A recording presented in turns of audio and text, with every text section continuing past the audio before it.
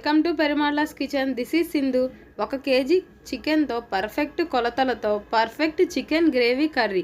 ఎప్పుడు చేసినా ఒకే విధంగా టేస్టీగా జ్యూసీగా సాఫ్ట్గా ఉండే చికెన్ గ్రేవీ కర్రీ కుక్కర్లో చేసే విధానం చూపించబోతున్నాను. అది ఎలాగో చూసేయండి. కుక్కర్ స్టవ్ మీద పెట్టి దాంట్లో 2 కప్స్ ఆఫ్ ఆయిల్ యాడ్ చేసుకోండి. 1 కేజీ చికెన్కి 2 కప్స్ ఆయిల్ సరిపోతుంది. దీంట్లో 2 ఇంచుల దాల్చిన చెక్క, 2 లవంగాలు యాడ్ చేసుకోండి.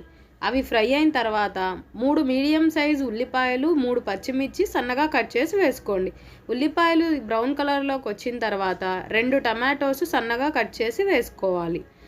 టమాటాలు పూర్తిగా మగ్గి మెత్తబడిన తర్వాత మనం ప్రిపేర్ చేసుకుని పెట్టుకున్న చికెన్ వేసుకోవాలి.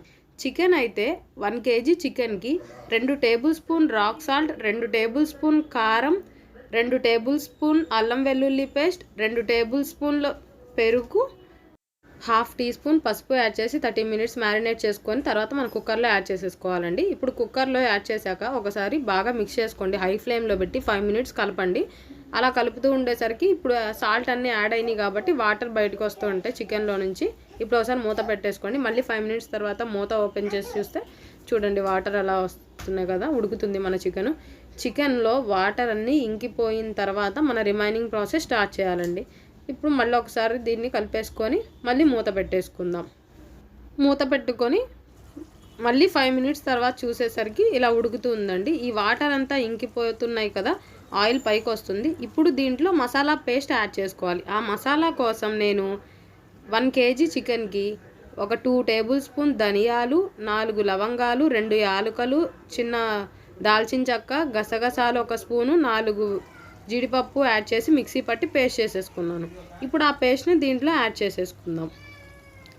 పేస్ట్ అంతా వేసేసుకుని ఒకసారి కలిపేసుకుందామండి. కలుపుకొని ఇలా ఆయిల్ కొంచెం పైకి వచ్చిన తర్వాత 1 కేజీ చికెన్ చేస్తున్నాం కాబట్టి 1 కేజీ చికెన్లో 200 ml వాటర్ పడతాయండి.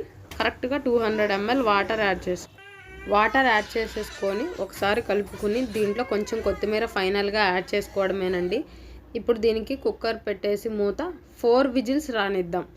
పర్ఫెక్ట్గా 4 విజిల్స్ వస్తే మన చికెన్ కర్రీ రెడీ అయిపోతుంది. చూసారా కుక్కర్ ఓపెన్ చేసిన తర్వాత ఎలా ఉందో. మన గ్రేవీ పర్ఫెక్ట్గా ఉంటుందండి.